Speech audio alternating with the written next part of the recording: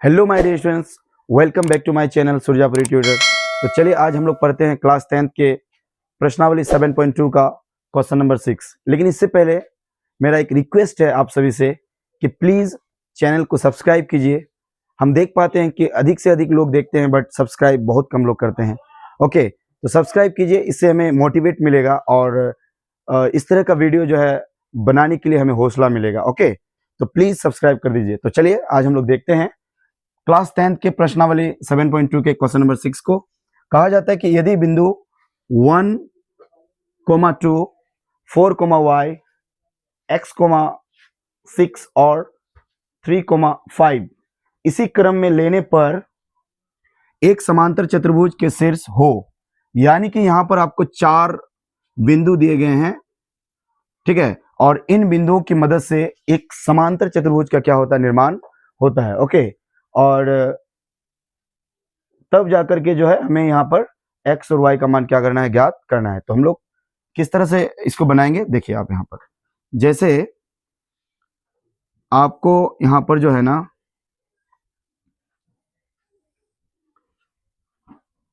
4 बिंदु दिया गया है। जैसे यहाँ पर 1, 2, 4, y और x, 6, फिर दिया गया आपको 3, 5, और इन चारों बिंदुओं की मदद से एक समांतर चतुर्भुज का क्या हुआ है, निर्माण हुआ है। ओके, तो हम लोग ना क्या करते हैं कि 1, 2 को A मान लेते हैं, इसको B मान लेते हैं, इसको C और इसको क्या मान लेते हैं, D मान लेते हैं। ओके, और ये क्या है, समांतर चतुर्भुज है। तो आपको पता होना चाहिए कि समांतर चतुर्भुज के जो विकर्ण होते हैं, यानी कि विकर्ण बोले तो हम जब कोण टू कोण क्या कर देते हैं, मिला देते हैं, तो इसको हम लोग क्या कहते हैं, विकर्ण कहते हैं। ओके, तो समांतर चतुर्भुज के जो विकर्ण होते हैं, जैसे कि विकर्ण AC हो गया, और फिर हम यदि एक विकर्ण ले लेते हैं क्या, BD, तो समांतर चतुर्भुज के जो विकर्ण होते हैं एक दूसरे को क्या करते हैं, समद्विभाजित करते हैं। समद्विभाजित करने का मतलब है कि इतना बराबर इतना हो जाएगा और इतना बराबर इतना हो जाएगा। अब यहाँ पर समझने वाली बात यह है कि अगर AC विकर्ण 2 बराबर भागों में बढ़ गया है और विकर्ण जो है BD 2 बराबर भागों में क्या कर गया है, बढ़ गया है, इसका मतलब ये हुआ ना कि अगर AC विकर्ण 2 बराबर भागों में बटा है, इसका मतलब ये जो बिंदु है, अगर मैं इसको क्या मान लेता हूं, P, तो इसका मतलब ये जो P बिंदु है AC के लिए क्या होगा, मध्य बिंदु होगा कि नहीं, बिल्कुल मध्य बिंदु होगा। और ये जो P बिंदु है BD के लिए भी क्या होगा, मध्य बिंदु होगा। इसका मतलब है कि AC के अकॉर्डिंग यदि हम चले तो उसका जो मध्य बिंदु P है, और अगर यदि हम BD के अकॉर्डिंग चले, BD के अनुसार चले, तो उसका भी मध्य बिंदु क्या होगा, P होगा। तो अब बताइए, तो P बिंदु तो एक ही जगह पर है ना, इसका मतलब दोनों के तरफ से ही जो है ना P बिंदु क्या होने वाला है, बराबर होने वाला है। और इसी तरह से जो है ना हम लोग x और y का मान क्या कर लेंगे, ज्ञात कर लेंगे। ठीक है, तो हम चलते हैं। तो हम यहाँ पर क्या लिखेंगे, सबसे पहले हम लिखेंगे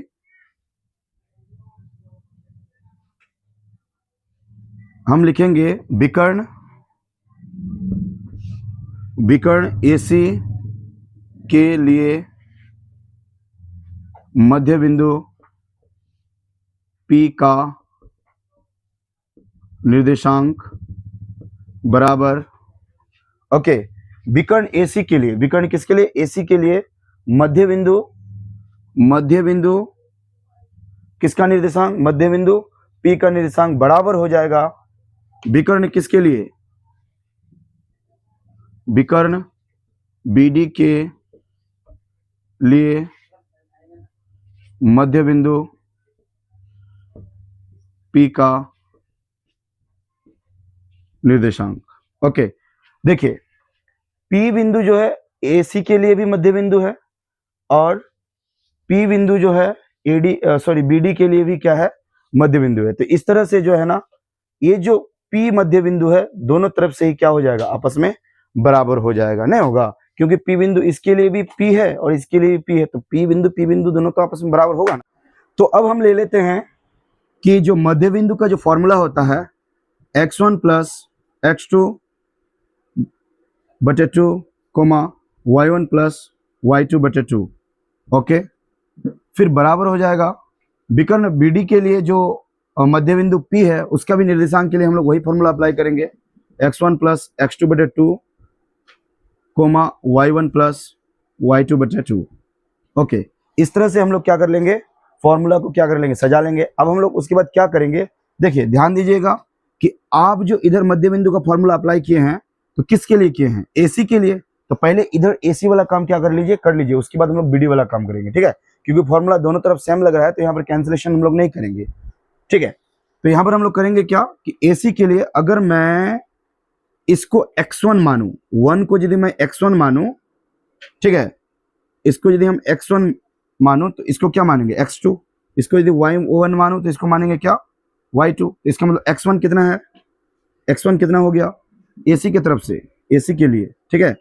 तो कितना हो जाएगा 1 प्लस x2 कितना हो जाएगा x बटे 2 कोमा y1 कितना हो जाएगा, y1 हो जाएगा आपका 2 और यस y1 2 और y2 कितना हो जाएगा 6 बटे कितना हो जाएगा 2। ओके, फिर बराबर देखिए, अब उधर देखिए, अब यहाँ पर देखिए क्या है BD, यानी कि BD के लिए जब हम लोग मध्य बिंदु क्या ले रहे हैं P ले रहे हैं तो हम लोग BD के अनुसार क्या करेंगे, चलेंगे। तो हम क्या करते हैं कि इसको x1 मान लेते हैं, इसको x2, इसको y1 मान लेते हैं और इसको क्या मान लेते हैं y2। तो इस तरीके से यहाँ पर कहा जा रहा है कि x1 प्लस x2, तो x1 कितना हो जाएगा BD की तरफ से, ओके, क्योंकि इधर BD के लिए क्या हो रहा है, काम हो रहा है। तो x1 कितना हो जाएगा 4 प्लस x2 कितना हो जाएगा 3 बटे 2 कोमा y1 कितना हो जाएगा, y1 मतलब y प्लस y2 कितना हो जाएगा, यहाँ पर y2 हो जाएगा यहाँ पर 5 बटे कितना हो जाएगा 2। ओके, इस तरह से हम लोग जो है ना क्या कर लेंगे, सजा लेंगे। ओके, उसके बाद हम यहाँ पर क्या करेंगे, अब यहाँ पर जो है ना और एक स्टेप हम लोग क्या कर आगे बढ़ते हैं। जैसे कि देखिए 1 प्लस x बटे 2 कोमा 6 2 कितना हो जाएगा 8 बटे कितना हो गया 2 बराबर हो जाएगा 4 3 कितना हो गया 7 बटे 2 कोमा y प्लस 5 बटे कितना हो गया 2। ओके, इस तरह से काम करने के बाद अब हम लोग आगे क्या करेंगे, चलिए इसमें देखते हैं हम लोग आगे इस जगह पर हम लोग काम कर लेते हैं। ओके, जैसे कि आप यहां पर देख पा रहे हैं कि इधर जो निर्देशांक बिंदु है और इधर जो निर्देशांक बिंदु है दोनों आपस में क्या है, बराबर है। आपस में बराबर होने का मतलब हुआ कि x निर्देशांक के बराबर होगा, y निर्देशांक y निर्देशांक के बराबर, ये क्योंकि ये जो मान है पहला वाला x का, फिर ये x का, फिर ये y का, ये y का, तो x वाला x के बराबर हो जाएगा, y वाला y के बराबर हो जाएगा। तो यहाँ पर हम x वाला देख पा रहे हैं कि चूंकि 1 प्लस एक्स, यहाँ जो है 1 प्लस एक्स बटे 2 बराबर हो जाएगा किसका, 7/2 का।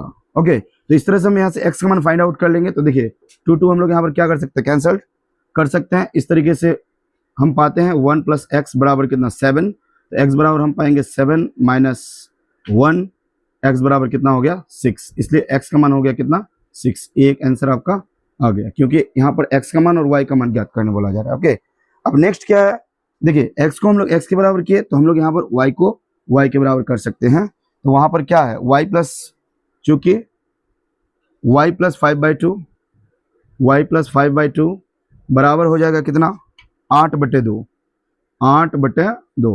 ओके, तो यहाँ पर भी हम 2 क्या कर सकते हैं, कैंसल कर सकते हैं। y प्लस 5 बराबर कितना हो गया 8, y बराबर हो जाएगा 8 घटा 5, यानी कि y बराबर कितना हो जाएगा 3। इस तरह से हमें y का भी मान क्या हो गया, प्राप्त हो गया। ठीक है, तो चलिए हम लोग अगले प्रश्न की ओर चलते हैं। चलिए अब हम लोग देख लेते हैं प्रश्न संख्या कितना को, 7 को। ओके, तो कहा जाता है कि बिंदु A के निर्देशांक ज्ञात कीजिए। किसके निर्देशांक ज्ञात कीजिए, बिंदु A के क्या कीजिए, निर्देशांक ज्ञात कीजिए, जहां AB एक वृत्त का क्या है, व्यास है। अच्छा, वेरी इंटरेस्टिंग क्वेश्चन है।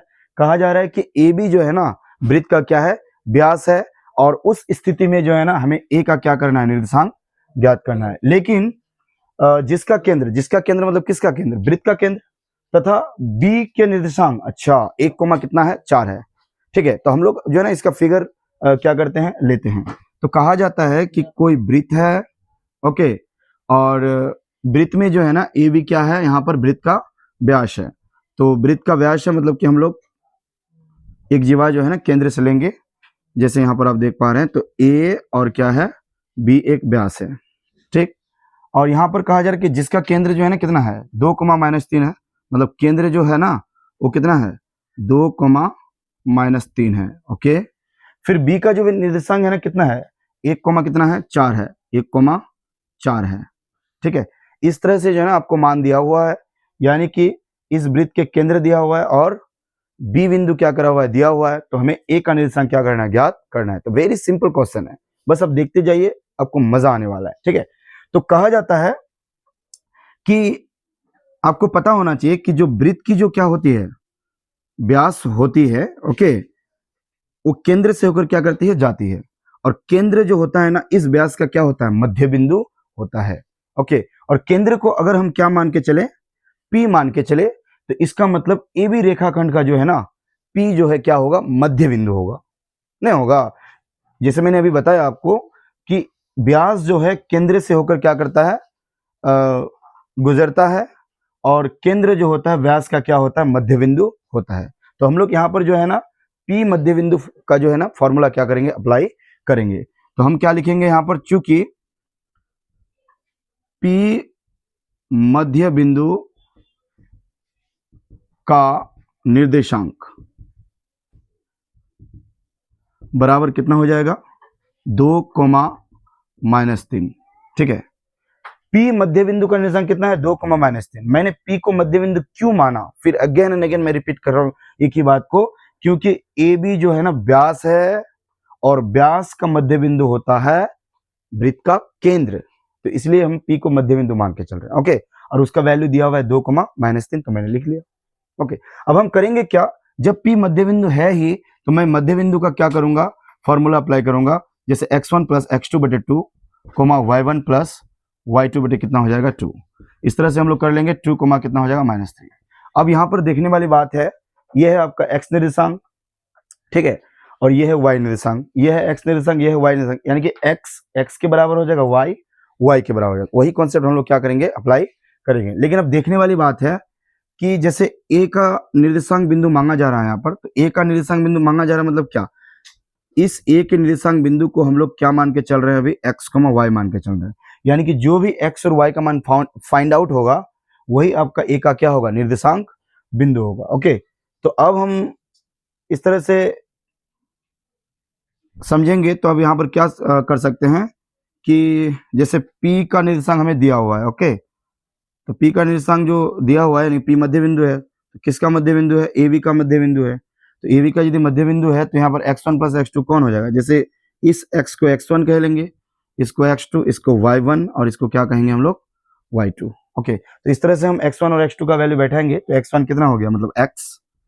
प्लस x2 कितना हो गया आपका 1/2, कोमा y1 कितना हो गया, y1 मतलब कि y प्लस y2 कितना हो गया 4/2। ओके, इस तरह से जो है ना 2, फिर हम लोग -3 लिख लेंगे। जैसे मैंने अभी बताया कि ये x निर्देशांक है, ये x निर्देशांक है, तो x निर्देशांक की क्या हो जाएगा बराबर हो जाएगा। तो हम लोग लिखेंगे चूंकि x + 1/2 बराबर 2, कोमा अब y निर्देशांक को y के बराबर कर लेंगे, तो y + 4/2 बराबर -3। ओके, तो इस तरह से करने के बाद हम इसको कैलकुलेशन करेंगे और यहाँ से x और y का मान हम लोग निकाल लेंगे।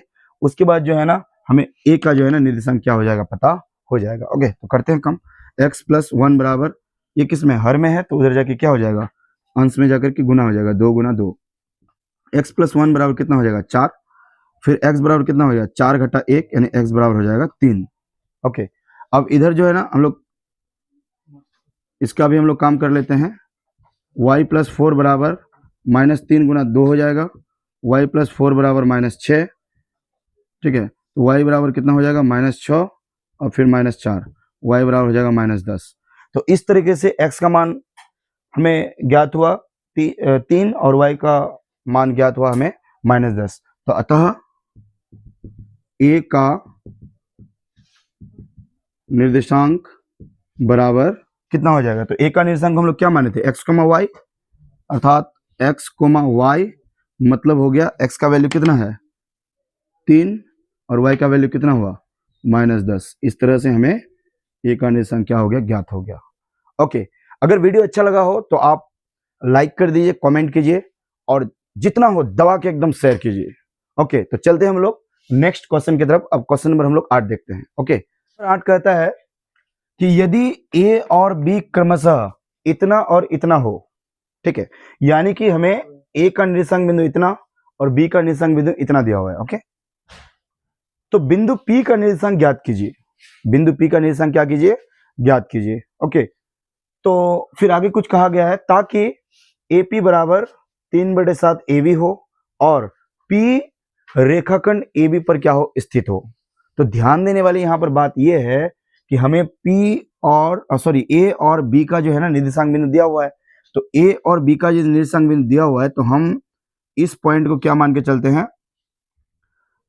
इस पॉइंट को हम A मान के चलते हैं। इस पॉइंट को क्या मान के चलते हैं, A। ओके, और यहां पर मान के चलते हैं हम क्या, B। और A का जो निर्देशांक दिया हुआ है हमें -2 दिया हुआ है, और B का जो निर्देशांक दिया हुआ है हमें 2, -4 दिया हुआ है। ओके, और इस तरह से बिंदु A को और बिंदु B को अगर हम लोग जोड़ देते हैं तो हमें एक रेखाखंड प्राप्त होता है AB।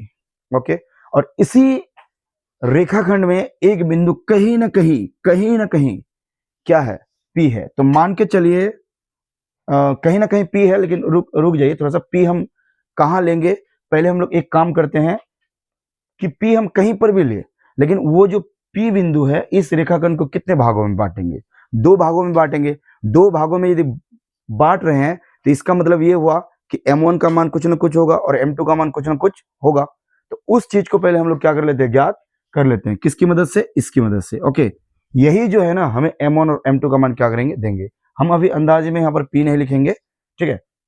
तो पहले हम लोग इसको क्या करते हैं, सॉल्व करते हैं। तो यहाँ पर आपका लिखा गया है कि AP बराबर 3/7 क्या है, AB है। ओके, अब देखिए ये जो 7 है हर में है, इस पर लाएंगे तो हम क्या कर सकते हैं, यानी कि 7AP कर सकते हैं, और इधर हो गया आपका 3AB। ओके, अब थोड़ा सा ध्यान देने वाली बात क्या है कि AP कहीं ना कहीं है, ठीक है, और यहाँ पर AP लिखा गया और AB लिखा गया। तो एक काम करते हैं हम ना कहीं पर यहाँ पर P लिख ही लेते हैं। चलिए लिख लेते हैं P। ओके, अब उसके बाद जो है ना यहाँ पर आगे आपका 7AP, AP देखिए इधर हो जाएगा आपका, और 3AB। देखिए अगर हमें M1 और M2 ज्ञात करना है तो हमें AB से कोई मतलब नहीं है, ठीक है। M1 जो मिलेगा मुझे, इधर M1 मिलेगा और इधर मिलेगा मुझे M2, यानी कि AP जो है M1 के इक्वल हो जाएगा और BP जो है ना M2 के इक्वल हो जाएगा। तो चलिए AP तो काम का चीज है जो हम M1 देगा, लेकिन यहाँ पर AB कोई काम का नहीं है। AB जो है ना यहाँ से यहाँ तक है, तो इसके लिए हम क्या करेंगे, इसी AB को क्या करेंगे, चेंज करेंगे। तो 7AP बराबर 3 का 3, और ये जो AB है ना, AB तो यहाँ से यहाँ तक ना है जी। तो यहाँ से यहाँ तक कितने खंड में बट चुका है, 2 खंड में, AP और किस में, BP में। तो जहां पर यहाँ पर 3 इंटू कर देते हैं, कुछ नहीं है तो इंटू, और AB के लिए, किसके लिए, AB के लिए हम AP प्लस क्या लिख देंगे, BP लिख देंगे, यानी AP प्लस BP, यानी कि AP जोड़ BP पूरा क्या होगा, AB होगा। तो पूरे AB के लिए हम AP जोड़ BP यानी कि इतना जोड़ इतना इतना, तो इतना के लिए हम लोग इतना जोड़ इतना लिख देंगे, ठीक है, यानी कि AB के लिए AP प्लस BP लिख देंगे। ओके, कोई दिक्कत यहाँ पर, समझने में कोई दिक्कत नहीं होना चाहिए, ठीक है। और इस मैथ का जो है ना पूरा खेल इसी में है, क्योंकि यहाँ पर P का निर्देशांक ज्ञात करने बोल रहा है, तो P का निर्देशांक हम लोग आराम से विभाजन सूत्र से क्या कर लेंगे, ज्ञात कर लेंगे, इसमें कोई दिक्कत नहीं है। प्रॉब्लम यही है कि P का निर्देशांक को ज्ञात करने के लिए आपको M1 और M2 की आवश्यकता होगी, जो कि यहाँ पर है नहीं। तो जब नहीं है तो कहीं ना कहीं तो कुछ क्लू छुपा हुआ होगा, कुछ ना कुछ तो वो सबूत दिया होगा जिसकी मदद से हम M1 और M2 क्या कर सकते हैं, ज्ञात कर सकते हैं। तो हम इसी की मदद से क्या कर सकते हैं, ज्ञात कर सकते हैं। ओके, तो अब जो है ना हम लोग वहां पर देख लेते हैं। देखिए 7AP का 7AP लिख देते हैं, और देखिए इस 3 को हम लोग दोनों के साथ गुना कर देंगे। 3 इंटू AP क्या हो जाएगा, 3AP प्लस, अब 3 इंटू BP क्या हो जाएगा, 3BP। इस तरीके से देखो AP को हम लोग एक तरफ कर लेंगे, 7AP का AP और 3AP बराबर कितना हो जाएगा, 3BP। Okay, 7AP minus 3AP कितना हो जाएगा, मतलब कि 7AP में से 3AP घट गया तो कितना हो जाएगा, 4AP बराबर इधर हो जाएगा 3BP। ओके, तो इस तरह से जो है ना हम क्या कर लेंगे, एपी का एपी देखिए यहाँ बीपी किस में है, 3 के साथ गुना में है, तो इधर आके क्या हो जाएगा, भागा हो जाएगा। और ये 3 का 3 इधर रहने दो और बटे कर देंगे, ये 4 किस में है, गुना में है एपी के साथ, तो उधर जाएगा तो क्या हो जाएगा, भागा हो जाएगा। थोड़ा सा इसको बढ़िया से समझिएगा, ठीक है। अगर एक बार में ना समझे तो बार बार इसको देखिए। वीडियो में क्या दिक्कत है कि हम नहीं देख सकते, उसको बार बार देखिए, ठीक है। तो एपी यानी कि अभी हो गया एपी अनुपात बीपी बराबर कितना हो गया, 3:4। इसका मतलब मैंने आपको पहले ही बताया यहाँ पर कि एपी मतलब कि M1, तो एपी मतलब कि M1 अनुपात बीपी मतलब मैंने बताया कि M2, तो M2 बराबर 3 अनुपात कितना हो गया, 4 हो गया। इट्स मीन्स कि M1 बराबर हो गया 3 और M2 बराबर कितना हो गया, 4। अब बताइए यहाँ पर कि जब आपको M1 और M2 पता हो, यानी कि कोई बिंदु जो है ना किसी रेखाखंड को जितना अनुपात में विभाजित करता, अगर आपको ये पता हो और जो दो बिंदु आपको दिया हुआ है उनका भी निर्देशांक पता हो, तो इस बिंदु का निर्देशांक ज्ञात करने से कोई नहीं रोक सकता आपको, ठीक है। तो हम लोग इस तरह से ज्ञात कर लेंगे आप P बिंदु का निर्देशांक, ठीक है। तो P बिंदु का निर्देशांक हम लोग कैसे ज्ञात करेंगे, P बिंदु का निर्देशांक ज्ञात करेंगे हम विभाजन सूत्र से। ओके, तो विभाजन सूत्र क्या होता है, सबसे पहले लिखेंगे हम लोग बिंदु P का निर्देशांक। ओके, तो क्या होता है, M1 x2 plus M2 x1 बटे M1 plus M2 coma M1 y2 plus M2 y1 बटे M1 प्लस M2, ठीक है। तो इस तरह से हम लोग विभाजन सूत्र को क्या कर लेंगे, लिख लेंगे। अब जहां जहां M1 M2 का मान है वहां पर बैठाएंगे और x1 x2 का जहां जहां मान है उसको बैठाएंगे। ओके, तो इस तरह से हम लोग क्या कर लेंगे कि देखिए M1 का मान कितना है, कहाँ है, अभी हम लोग ज्ञात किए यहाँ पर 3 है, तो हम लोग कितना रख लेंगे, 3 इंटू, अच्छा x1 x2 एक बार हम लोग देख लेते हैं, इसको x1 कहेंगे, इसको x2, इसको y1 कहेंगे, इसको हम लोग कह लेंगे y2। ओके, तो इस तरह से M1 का मान हम लोग बैठा लेंगे कितना, 3, और x2 कहा जा रहा है, तो x2 कहाँ है, यहाँ है, तो x2 का मान कितना है यहाँ पर 2। ओके, फिर प्लस, फिर कहा जा रहा है कि M2 का वैल्यू, तो M2 कितना है 4, तो 4 लिख लेंगे इंटू x1 कहाँ है, x1 देखिए यहाँ है, x1 कितना है -2 है, बटे क्या होता है M1 प्लस M2, तो M1 कितना है जी 3, तो हम लोग लिख लेंगे 3 प्लस M2 कितना है 4, तो हम लोग लिख लेंगे 4। इस तरह से सभी मानों को ना सजा लेंगे। देखिए हम अपने एक्सपीरियंस में हम बहुत बच्चों को देखे हैं कि फॉर्मूला तो याद है, ठीक है, सब वैल्यूज भी ठीक लिखते हैं, लेकिन फॉर्मूला लिख करके चुपचाप बैठे रहते हैं कि अब क्या करें, अब क्या करें। अरे यार, जो मान दिया हुआ है सबको बैठाओ, कैलकुलेशन करो, आंसर निकल जाता है। ओके, बहुत आसान होता है, ठीक है, ये चैप्टर इस तरह से बनाना। चलिए M1 का मान कितना है, फिर देख लीजिए 3, तो हम बिठा लेंगे 3 इंटू y2 का वैल्यू कितना है, y2 यहाँ पर है आपका कितना -4, ठीक है, प्लस M2 का वैल्यू कितना है फिर 4, तो 4 इंटू y1 का वैल्यू कितना है, y1 ये देखिए यहाँ पर -2 कितना है -2 बटे कितना हो जाएगा फिर M1 M2, तो जैसा यहाँ था वैसा वहां भी होगा 3 + 4। अब जो है ना इस तरह से हम लोग कैलकुलेशन करेंगे। देखिए 3 दूना कितना हो जाएगा 6, 4 दूना कितना हो जाएगा 8, प्लस इंटू माइनस क्या हो जाएगा माइनस बटे 4 3 कितना हो जाएगा 7। ओके, फिर हम लोग कॉमा देंगे, 4 ते कितना हो जाएगा -12, फिर प्लस इंटू माइनस हो जाएगा, 4 दूना कितना हो जाएगा 8 बटे 7। ओके, इस तरह से हम लोग देख लेंगे। देखिए 8 - 6 कितना हो जाएगा 2 हो जाएगा, लेकिन बड़ा का चिन्ह माइनस है तो यहाँ माइनस होगा। ओके, कोमा देखिए 12 और 8 कितना हो जाएगा यहाँ पर -20 बटे कितना हो जाएगा 7। तो इस तरीके से जो है ना आपका P बिंदु का क्या हो जाता है निर्देशांक ज्ञात हो जाता है। ओके, तो इस तरह से आपका ये आंसर आ जाता है। ठीक है, तो देखते हैं हम लोग फिर अगला वीडियो 9 नंबर क्वेश्चन। अब हम लोग देख लेते हैं क्वेश्चन नंबर किसको 9th को। ओके, तो कहा जाता है कि बिंदु A और B को जोड़ने वाले रेखाखंड AB को 4 बराबर भागों में विभाजित करने वाले बिंदुओं का क्या कीजिए निर्देशांक ज्ञात कीजिए। तो क्वेश्चन जो है ना वेरी सिंपल है, ठीक है, लेकिन थोड़ा सा लॉन्ग होने वाला है, तो आइए देखते हैं। तो कहा जाता है कि जैसे कहा जाता है कि एक बिंदु आपका है ए, ओके, और एक बिंदु है आपका क्या, बी, ओके। तो ए का निर्देशांक दिया हुआ है आपका कितना, -2,2, और बी का निर्देशांक दिया हुआ है आपका कितना, 2, कितना 8, ओके। और इन दोनों बिंदुओं को अगर हम एक साथ क्या कर देते हैं, इस तरह से जोड़ देते हैं, इन दोनों बिंदुओं को अगर हम एक साथ इस तरह से क्या कर देते हैं, जोड़ देते हैं, और जोड़ने के बाद जो है ना, जो रेखाखंड ए बी बनता है उसको 4 बराबर भागों में क्या करा जाता है, विभाजित किया जाता है, ठीक है। और 4 बराबर भागों में यदि विभाजित किया जाता है तो उन्हीं विभाजन बिंदुओं का क्या कीजिए, निर्देशांक ज्ञात कीजिए। अब सवाल उठता है कि आप अगर इस रेखाखंड को 4 बराबर भागों में बांटेंगे तो कितने जगह काटेंगे, बताइए। तो 4 भागों में काटने के लिए हम क्या करेंगे, एक बिंदु यहां ले लेंगे, एक बिंदु जैसे यहाँ ले लेंगे, एक बिंदु यहाँ ले लेंगे, और एक बिंदु यहाँ ले लेंगे। यानी कि अगर रेखाखंड ए बी को हमें 4 बराबर भागों में बांटना है तो इसका मतलब ये हुआ कि हमें जो है ना, इस रेखाखंड ए बी को 3 बिंदुओं पर क्या करना पड़ेगा, काटना पड़ेगा। तो इन 3 बिंदुओं का नामकरण कर लेते हैं हम लोग, क्या, पी, क्यू, और क्या कर लेते हैं, आर कर लेते हैं। अर्थात हमें इन तीनों बिंदुओं का क्या करना है, निर्देशांक ज्ञात करना है, ठीक है। तो देखिए बहुत ही इजी क्वेश्चन है, मजा आने वाला है, ठीक है। तो हम लोग क्या करेंगे, देखिए यहां पर टोटल जो बटा हुआ भाग है 4 है, 1 2 3 4 भाग।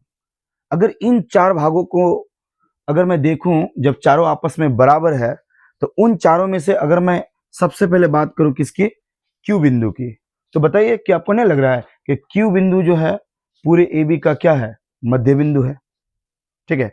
अगर इसको मैं एक अंश मान लूं, इसको एक अंश, तो एक एक इधर 2 हो जाएगा, फिर इसको भी तो मुझे एक मानना पड़ेगा, क्योंकि यहाँ जो है ना चारों बिंदु सॉरी चारों खंड जो है ना आपस में क्या है, बराबर है। तो इसको एक मानने से इसको भी एक, यानी एक एक इधर 2 हो गया, इसको भी एक मानेंगे, इसको भी एक मानेंगे, इधर भी एक एक क्या हो गया, 2 हो गया। इसका मतलब है क्यू जो है ना पूरे ए बी के लिए क्या हो जाएगा, मध्य बिंदु हो जाएगा। यानी कि सबसे पहले हम लोग क्यू का क्या करेंगे, निर्देशांक ज्ञात करेंगे, क्या मानते हुए, मध्य बिंदु मानते हुए, ओके। तो चलिए आइए तो देखते हैं हम लोग, चूंकि क्यू बिंदु ए बी का, या एक मिनट ऐसे लिखते हैं हम लोग, चूंकि ए बी का मध्य बिंदु, चूंकि ए बी का मध्य बिंदु क्यू का निर्देशांक, यस क्यू का निर्देशांक, हम लोग क्या करेंगे, ए बी का मध्य बिंदु क्यू का निर्देशांक, क्योंकि ए बी का मध्य बिंदु क्यू, ए बी का जो मध्य बिंदु है ना क्या है, क्यू, और उसका निर्देशांक, तो आपको पता होना चाहिए कि मध्य बिंदु का जो निर्देशांक होता है वो क्या होता है, x1 प्लस x2 बटे 2 कोमा y1 प्लस y2 बटे क्या हो जाएगा 2, इस तरह से, ओके। तो हमें अभी यहाँ पर कुछ मानना पड़ेगा कि इसको x1 मान लेते हैं, इसको x2, इसको y1 मान लेते हैं, और इसको क्या मान लेते हैं, y2, ओके। तो इस तरह से हम लोग x1 और x2 का मान रख लेंगे, y1 और y2 का भी मान क्या कर लेंगे, रख लेंगे। तो x1 का वैल्यू कितना है जी, -2 प्लस, और x2 का वैल्यू कितना है 2 बटे 2 कोमा y1 का वैल्यू कितना है, y1 का वैल्यू है 2 प्लस y2 का वैल्यू कितना है 8 बटे कितना हो गया 2, तो 2 यहाँ पर -2 प्लस 2, यानी कि असमान चिन्ह तो घट जाएगा, 2 में से 2 गया 0 बटे 2, 8 2 10 बटे 2, ठीक है। तो इस तरह से हो जाएगा 0 बटे 2 0 होगा, और 2 पंचे कितना हो जाएगा 10, यानी कि 5। यानी कि ये जो क्यू बिंदु है इसका निर्देशांक आ गया आपका 0,5, 0, कितना आ गया 5, अर्थात यहाँ पर जो है ना एक आंसर ज्ञात हो गया क्यू बिंदु का निर्देशांक। क्योंकि यहाँ पर जो है ना मांगा जा रहा है क्या, कि जो ए बी रेखाखंड को जो 4 बराबर भागों में बांटा जा रहा है, तो 4 बराबर भागों में से 4 बराबर भागों में जो बांटा जा रहा है, तो जिन बिंदुओं की मदद से 4 बराबर भागों में बांटा जा रहा है, तो इन बिंदुओं का ही क्या ज्ञात करने बोला जाए, निर्देशांक बिंदु। तो मैंने सबसे पहले क्यू का निर्देशांक ज्ञात किया, ओके। अब हम लोग ज्ञात कर लेते हैं किसका, पी का। अब बताइए तो अगर हम इसको कुछ सेकेंड्स के लिए हाइड कर ले, इस तरह से हम यदि इसको छिपा ले, इधर इसको अगर हम इस तरह से छिपा ले, तो हम क्या पाते हैं कि जो P बिंदु है, अब जो कौन सा बिंदु है यहाँ, जो अब जो P बिंदु है वो AQ का क्या हो जाएगा, मध्य बिंदु हो जाएगा, नहीं होगा, क्योंकि दोनों आपस में क्या है, बराबर है। ठीक है, तो यहाँ पर जो है ना, अब हम लोग यहाँ पर क्या कर लेंगे, यहाँ पर हम लोग क्या कर लेंगे, P को जो है AQ का क्या मान लेंगे, मध्य बिंदु मान लेंगे, और इस तरह से हम P का क्या कर लेंगे, ज्ञात कर लेंगे मान। ठीक है, अब हम कहाँ लिखे, चलिए इधर चलते हैं हम लोग। ठीक, अब हम लिखते हैं चूंकि AQ का मध्य बिंदु, किसका मध्य बिंदु, AQ का मध्य बिंदु P का निर्देशांक बराबर क्या हो जाएगा, फॉर्मूला x1 प्लस x2 बटे 2 y1 प्लस y2 बटे 2। अब इस तरह से अब ध्यान देने वाली बात है कि अब जो है ना, हम P को AQ के मध्य माने हैं, P को जो है ना AQ के मध्य माने, इसका मतलब इसको x1 ही रहने देते हैं, इसको y1, अब इसको मान लेते हैं हम लोग x2 और इसको मान लेते हैं हम लोग y1। ओके, कोई दिक्कत नहीं। तो हम लोग यहाँ पर करेंगे क्या कि x1 प्लस x2 मतलब x1 हो गया कितना, -2 प्लस x2 कितना हो गया 0 बटे 2, y1 कितना हो गया, y1 हो गया आपका, एक मिनट, इसको y2 मान के चलते हैं, y1 हो गया आपको क्या 2 प्लस, और y2 कितना हो गया 5 बटे कितना हो गया 2।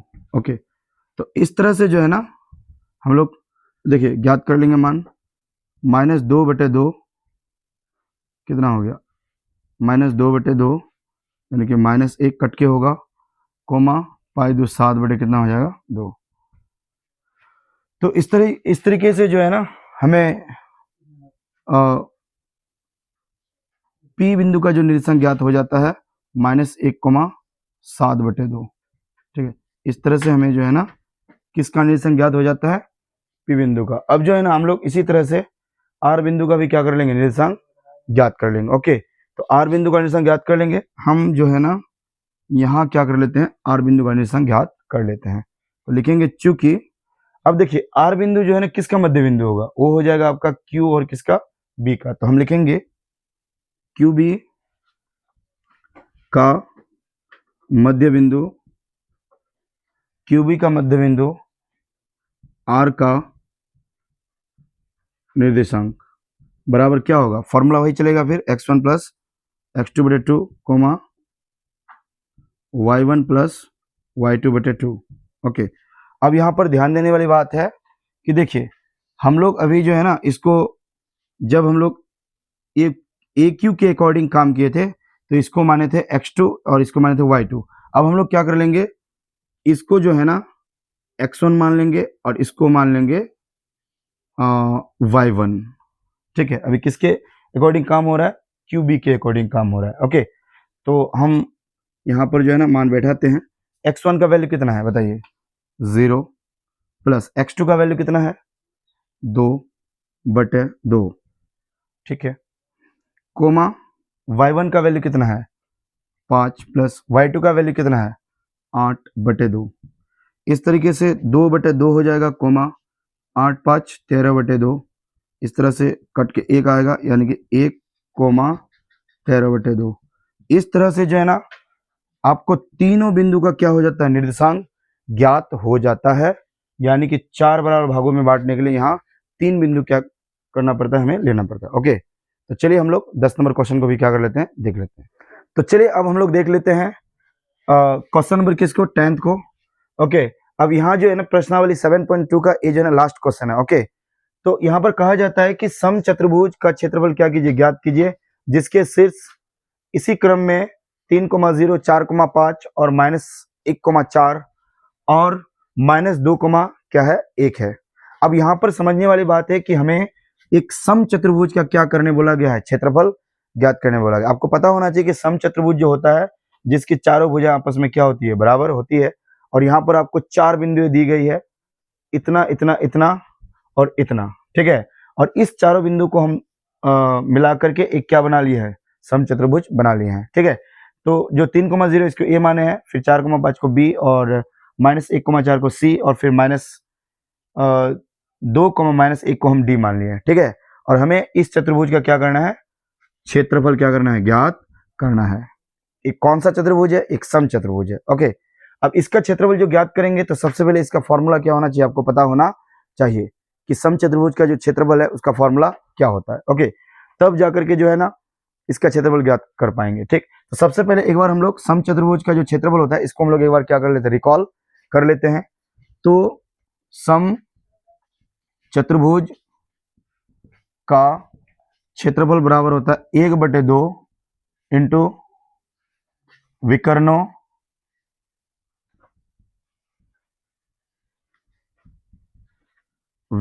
का गुणनफल। क्या होता है, समचतुर्भुज के क्षेत्रफल का फॉर्मूला क्या होता है, 1/2 इंटू विकर्णों का गुणनफल। ओके, इसका मतलब ये है कि 1/2 तो ये फॉर्मूला से आया, विकर्णों का गुणनफल मतलब यहाँ विकर्ण कौन है, विकर्ण कौन है, यानी कि विकर्ण हम लोग किसको कहते हैं, कौन टू कौन जब हम ला देंगे विकर्ण कहेंगे। यानी एक विकर्ण है आपका AC, एक विकर्ण आपका क्या है AC, तो AC इंटू गुणनफल मतलब गुना कर देंगे विकर्णों का गुणनफल, यानी कि AC विकर्ण को गुना कर देंगे हम किससे, एक विकर्ण है आपका कौन सा BD, यानी कि हम विकर्ण किससे, BD से हम क्या कर देंगे, गुना कर देंगे। तो विकर्ण BD कहाँ, यानी कि विकर्ण BD। ओके, लेकिन प्रॉब्लम ये है कि यहाँ पर विकर्ण AC और विकर्ण BD को तो हम गुना कर देंगे, लेकिन AC का वैल्यू तो यहाँ पर नहीं है, BD का वैल्यू तो यहाँ पर नहीं है, यानी कि हम पहले AC का वैल्यू और BD का वैल्यू क्या कर लेंगे, ज्ञात कर लेंगे। क्यों ज्ञात करेंगे, क्योंकि मुझे इसकी क्या है, जरूरत है। ओके, तो हम पहले ज्ञात कर लेते हैं, चूंकि अब AC कैसे ज्ञात करेंगे, AC मतलब कि एक बिंदु ये है, एक बिंदु क्या है, C है। AC ज्ञात करने का मतलब क्या है, AC की दूरी ज्ञात करेंगे हम लोग। तो AC की दूरी बराबर क्या होता है, यानी कि हम दूरी सूत्र का क्या करेंगे, यहाँ अप्लाई करेंगे। तो दूरी सूत्र होता है x2 - x1 का whole square plus y2 - y1 का होल स्क्वायर। ओके, अब यहाँ देखो AC में हम किसको x2 मानेंगे, किसको x1 मानेंगे, तो जिसको भी मान लो, इसको x1 मानेंगे, इसको x2, इसको y1 मानेंगे, इसको मानेंगे y2। तो क्या कहा जाता है, x2 - x1, x2 कौन है जी, -1 माइनस फॉर्मूला से आ गया, x1 कौन है 3 का होल स्क्वायर प्लस y2 का वैल्यू कितना है 4 घटा y1 का वैल्यू कितना है 0 का क्या हो गया होल स्क्वायर। देखिए 3 और 1 -4 का होल स्क्वायर प्लस 4 का होल स्क्वायर, 4 चौक कितना हो गया 16 प्लस 16 कितना हो गया जी, यहाँ पर हो जाएगा 32। ठीक है, यहाँ पर हो जाएगा कितना 32 मतलब कि 4 × 4, 4 चौके 16, 16 दूना कितना हो गया 32, यानी कि हम 4 √2 क्या कर लेंगे, निकाल लेंगे। AC की दूरी हो गई 4 √2 इकाई मात्रक, क्या हो गया इकाई मात्रक हो गया। ओके, अब हम उसी तरह से, क्योंकि AC का मान तो हमें ज्ञात हो गया, अब जो है ना हमें BD का भी मान क्या करना होगा, ज्ञात करना होगा। ओके, तो BD मतलब BD कहाँ है, तो BD भी तो एक विकर्ण ही है, तो BD मतलब कि B बिंदु और D बिंदु को मिलाने वाली रेखाखंड। BD का मान मतलब BD का हमें क्या करना है, दूरी ज्ञात करना है। ओके, तो हम इसी तरह से जो है ना BD का भी दूरी क्या कर लेंगे, ज्ञात कर लेंगे। ठीक, तो हम यहाँ ज्ञात कर लेते हैं, यहाँ पर जगह है मेरा, BD की दूरी, तो BD की दूरी बराबर क्या होगा, फिर फॉर्मूला वही चलेगा, x2 - x1 का whole square plus y2 - y1 का होल स्क्वायर। ठीक है, अब यहाँ पर फिर BD के लिए हम x1 x2 मान लेंगे, इसको मान लेते हैं हम हाँ, इसको मान लेते हैं x1, इसको मान लेते हैं x2, इसको मान लेते हैं y1, इसको मान लेते हैं y2। ठीक है, चलिए x2 का वैल्यू कितना है -2, फॉर्मूला का माइनस, x1 का वैल्यू 4 है का होल स्क्वायर प्लस y2 का वैल्यू कितना है -1 माइनस y1 का वैल्यू कितना है 5 का होल स्क्वायर, फिर रूट चलाएंगे हम लोग। देखिए 4 और 2 कितना हो जाएगा -6 का होल स्क्वायर प्लस -6 का क्या हो गया होल स्क्वायर। इस तरह से जो है ना 6 6 36 प्लस 36, और फिर इस तरह से जो है ना हम लोग क्या कर लेंगे, 36 36 कितना हो जाएगा आपका 72 रूट अंडर, यानी कि हम लोग कर लेंगे 6 6 36 इंटू 2, यानी 36 दूना कितना हो जाएगा 72, 6 रूट अंडर क्या हो जाएगा 2 इकाई मात्रक। इस तरह से जो है ना हम लोग AC का मान और BD का मान क्या कर लेंगे, AC का मान और BD का मान इस तरह से हम लोग क्या कर लेंगे, ज्ञात कर लेंगे। उसके बाद हम समचतुर्भुज का क्षेत्रफल क्या कर सकते हैं, ज्ञात कर सकते हैं अकॉर्डिंग टू फॉर्मूला। अब यहाँ पर हम लोग क्या करेंगे कि जैसे हम यहाँ पर समचतुर्भुज का फॉर्मूला पहले ही लिख के रखे हैं, 1/2 विकर्णों का गुणनफल, यानी 1/2 विकर्ण AC है और क्या है BD है, तो दोनों का गुणनफल इंटू AC का वैल्यू कितना है, AC कहाँ, AC 4 root under 2, 4 root under 2 into BD का वैल्यू कितना है, BD का वैल्यू कितना है 6 रूट अंडर 2, तो लिख लेंगे हम लोग 6 रूट अंडर 2। ठीक है, वेरी सिंपल है ना। 1/2 इंटू देखिए 6 चौका 24, रूट कितना हो जाएगा जी 2, 2 कैंसल, यानी कि 24 वर्ग मात्रक हो जाएगा। ठीक है, यही हो जाएगा आपका क्या, समचतुर्भुज का क्या क्षेत्रफल। ओके, तो मिलते हैं फिर हम लोग नेक्स्ट वीडियो में। अगर आपको वीडियो अच्छा लगा हो तो लाइक कर दीजिए, सब्सक्राइब कर दीजिए, प्लीज़ सब्सक्राइब कर दीजिए, क्योंकि आप यदि सब्सक्राइब करते हैं तो हमें इससे मोटिवेशन मिलता है और फिर इस तरह का वीडियो हम आपके लिए क्या कर पाते हैं, ला पाते हैं। Thank you very much.